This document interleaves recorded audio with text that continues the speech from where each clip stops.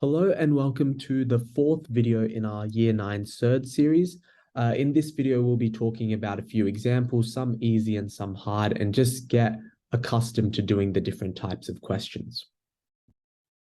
So this first set of examples is simplify the following surds. So quickly pause the video and have a go at these 4 questions, and then we'll go through the solutions. All right, so remember for each of these simplify the surds questions, we want to start by factorizing out the biggest square number we can think of. So let's start off with factorizing square root 32. So what we want to think about is what is a big square number that goes into 32? Now, it might be useful to list out the bunch of square numbers on the right side of the page. So we know that 1 squared is 1, 2 squared is 4, 3 squared is 9. I'm just going to quickly write out the rest of the square numbers, maybe end up around the 100 mark. So we'll go 6 squared is 36, 7 squared is 49, 8 squared is 64, and 9 squared is 81, 10 squared is 100. Now looking at 32, which one of these numbers perfectly fits into 32? Well, 4 does go into 32, but it's not the biggest number. In fact, 16 will be the biggest square number that goes into root 32. So the way we do this is we say that root 32 is equal to root 16 now root 16 times root 2 is going to give us 32, right? Because 32 is equal to 16 times 2. Now we can simplify the root 16.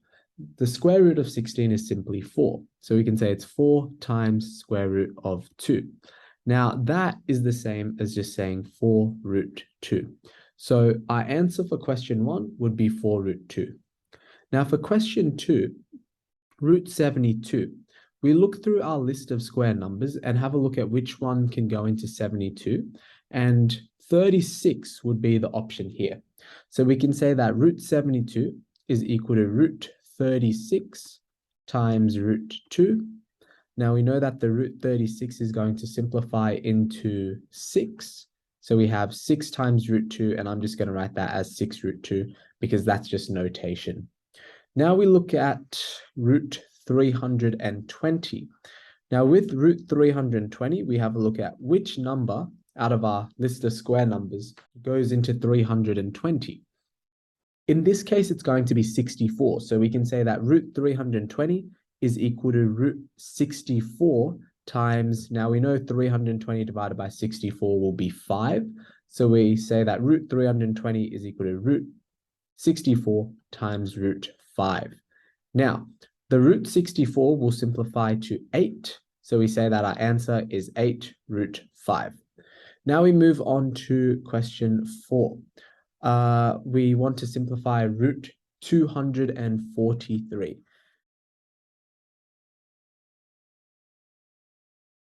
So hopefully you can see that root 81 is going to work nicely with this one. So we can say root 243 is root 81 times root 3. And we can say that root 81 simplifies to 9. And so we just have 9 root 3. So that would be our answer for question 4.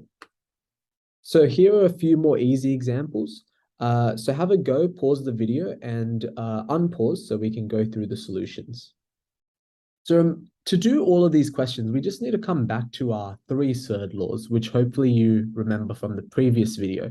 We know that root x times root y is equal to the square root of x times y. We should know that root x divided by root y is equal to the square root of x over y. And we should also know that the square of root x is simply equal to x. So keeping that in mind, we're able to do these 5 examples now. So with the first one, we have root 10 times root 5. Now that is just going to be equal to root 5 times 10. I'll show full working for this first example. So root 5 times 10, which is equal to root 50. And you can actually simplify root 50. I'm going to skip steps, but you know that root 50 would equal root 25 times root 2. And so we can say that is equal to 5 root 2. Now with the next one, we know that root 8 divided by root 2, we just treat it like normal numbers. So it would be the square root of 8 divided by 2. We know that 8 divided by 2 is 4. So we have the square root of 4, and the square root of 4 is simply equal to 2. So that would be our answer for that one. 5 root 2 would be our answer for the first one. Now for question 3, we want to be using this third rule, right? So the square of a square root is simply the number inside. So we have the square of root 5, which gives us 5, and we have 5 times root 2, which leaves us with 5 root 2, okay? And so that would be our answer for question 3. Now with question 4, we want to use this second rule here. So root 77 over root 11 is the same as the root of 77 over 11. And we know that 77 divided by 11 is simply 7. So our answer is going to be 7. And now we have question 5. So the way we're going to do this one is we're actually going to go backwards using the second rule. So you can see it's already written as root x over y. In this case, it's not actually useful to have it as one fraction. Instead, it would be more useful to have it as two separate fractions. So we're going to say that root 144 over 169 is root 144 over root 169. And that's useful because we know that 144 is a perfect square. And so the square root of 144 is simply 12. And the square root of 169 is simply 13. So 12 on 13 would be our final answer there. Now we have a slightly trickier example. So given that root 2 is approximately 1.4 and root 3 is approximately 1.7, find the following without using your calculator. Okay, pause the video and have a go at this question, and then we'll go through the solution. All right, so with question 1, what we're trying to do, in fact, with every single one of these questions, is we're trying to transform the question so that it includes the root 2s and the root 3s. So for example, with our root 18, we can say that root 18 is equal to root 9 times root 2. Now, the reason this is useful is because root 9 simply simplifies to 3. So we have 3 root 2. Now, root 2 is said to be about 1.4. So this means that our answer is just going to be approximately 3 times 1.4. Now, you can hopefully do this without a calculator. 3 times 1.4 is just going to give us an approximate answer of 5.2. And so that's how we do question 1. Now, with question 2, we do a very similar step. So we want to simplify the surd first. Root 12 can be written as root 4 times root 3. And we know that root 4 simplifies to 2. And we know what root 3 is. It's said in the question that it's approximately 1.7. So we have 2 times 1.7, which is equal to 3.4. And so that's question 2 done. And finally, with question 3, we have root 75. Now, root 75 will simplify nicely. If we think about it, the number 25 goes into it. So we have root 25 times root 3. Root 25 simplifies to equal 5. So we have 5 times root 3. And that is going to equal 5 times 1.7. And that is going to equal 8.5. So you can see that we don't need our calculator for some questions, assuming that we're just simplifying and using basic numbers. Now here's a harder example. Find the value of x in a simplified surd. So have a go at this question, pause the video, and then we'll go through the solution. All right, so what we're going to do here is we're going to be thinking, what do we have? We have a right-angled triangle. So what we want to be using is Pythagoras' theorem. Now, hopefully you haven't forgotten what Pythagoras' theorem states. Pythagoras' theorem states that a squared plus b squared is equal to c squared, where a and b are the two shorter sides and c is our hypotenuse. So what are we going to write? We're going to write our Pythagorean statement first. So we say our first short side, which is 5 squared, plus our second short side, which is x squared, is equal to our long side or our hypotenuse squared, which is going to be 10 squared. Now 5 squared we know is just going to be 25.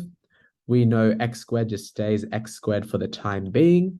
And we know that 10 squared is going to equal 100. Now, because we want to find the value of x, it makes sense that we find the value of x squared first. And the way to do that would just be moving the 25 to the other hand side. So it becomes 100 minus 25. And so in this case, we're left with x squared is equal to 75. And you would recall that means we can square root both sides. So x is equal to root 75. Now, in our previous videos, we would have left it like that as an exact answer. But now that we know how to simplify root 75, we can take it a step further. We know that root 75 is equal to root 25 times root 3. 25 is the biggest square number that goes nicely into 75. And we know that the square root of 25 is 5. So I'm left with 5 root 3. So x is equal to 5 root 3. And you can just include units because it is some sort of measurement. Here's another harder example. A square has a side length of root 7 centimeters. Question 1, find its area. And question 2, find the length of its diagonal. So pause the video, have a go, and we'll go through the solution. So the way I would approach this question is first just draw a diagram of everything we have in the question. So we have a square with side lengths of root 7. So let's just draw a square. Here's a pretty decent looking square. And we have side lengths of root 7. So we know that a square, all the side lengths are equal. So we just use that to denote all the side lengths are the same. We know that this is root 7. And so everything else is root 7. Now, first question, find the area. This one is not even related to surds, right? We know that the area of a square is just equal to side times side, which is basically side squared. And so we're going to get root 7 times root 7.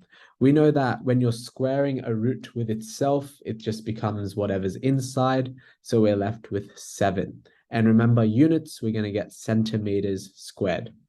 So that's question 1. Now with question 2, find the length of its diagonal. It might be useful to actually draw out what the diagonal is. So I might use a different color here. So we've got our maroon. This is the diagonal. Now, in order to find the diagonal, it might be a good idea to draw out this right angle here, because we have a square, and remember that all the angles of a square are going to be perfect right angles. So really, we know that this is root 7, and we know that this is root 7. We're able to find the length of the hypotenuse, or the diagonal in this case.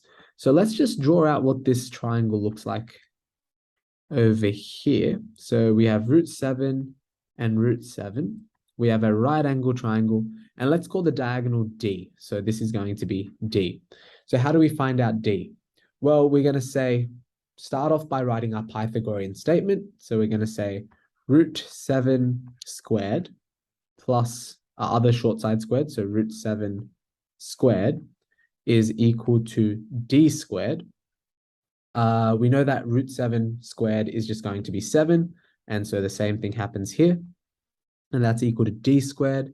7 plus 7 is 14, so we're left with D squared is equal to 14, and that means D is equal to the square root of 14. Now, unfortunately, this is as simplified as we can make it. We can't actually simplify it anymore. Although we do need to make sure we use units. So we're going to say that D is equal to root 14 centimeters. Our third hard example of this video. So a right-angled isosceles triangle has two sides of length 3. Give the length of the third side as a simplified surd. So the way we're going to approach this question is draw a nice diagram, right? So a right-angled isosceles is a key word here. So let's just draw out a right-angled isosceles triangle. So that is a pretty good looking triangle. Isosceles, so these two sides are going to be equal and has two side lengths of 3. So each one of these are going to be 3 units. Now, to find the length of the third side, we simply use Pythagoras again, right? So let's call this long side x. So we write down our Pythagorean statement. We say that 3 squared plus 3 squared is equal to x squared. 3 squared is 9. This is also equal to 9. So 9 plus 9 is equal to x squared. And we can say x squared is then equal to 18. So we can say x is equal to the square root of 18. Now, hopefully you're a pro at simplifying surds by now. We know that root 18 is just the same as root 9 times root 2. And root 9 is 3, so it's just 3 root 2. We aren't given any unit lengths, so we're just going to say 3 root 2 units. And that would be our answer. The fourth harder example of this video. So the longest side of a right-angled isosceles triangle is 16 centimeters. What are the lengths of the smaller sides? Give your answer as a simplified surd. So pause the video and have a go at this question. And then once you're done, unpause and we can go through the solution. So once again, as with any of these questions, we want to draw a nice diagram of what the question is representing. So here we have a right-angled isosceles triangle. The longest side is 16. So this is 16. Probably should draw the right angle here. And we're trying to find the length of these two sides. Now, since we don't know what they are, we're just going to let them be x and x. Remember, they're the same, so that's why they're both x. And once again, let's write out our Pythagorean statement. We can say that x squared plus x squared is equal to 16 squared. We know that x squared plus x squared is 2x squared. So 2x squared equals 16 squared. Now 16 squared is equal to 256. And now to figure out what x squared is, we just divide both sides by 2. So 256 divided by 2 is equal to 128. So in order to find x, we just square root both sides. So we say x is equal to the square root of 128. Now the answer asks for it in a simplified surd form. So we think of the biggest square number that goes into 128. In this case, it's going to be 64. So we can say root 128 is equal to root 64 times root 2. Root 64 is just 8. So our final answer is 8 root 2. And our units are going to be in centimeters. So that would be our final answer. So hopefully in this video, you learned how to apply some of those surd laws we covered in the previous video. In our next video, we'll be talking about addition and subtraction of surds and how surds really do behave like algebraic terms. So catch you in the next video.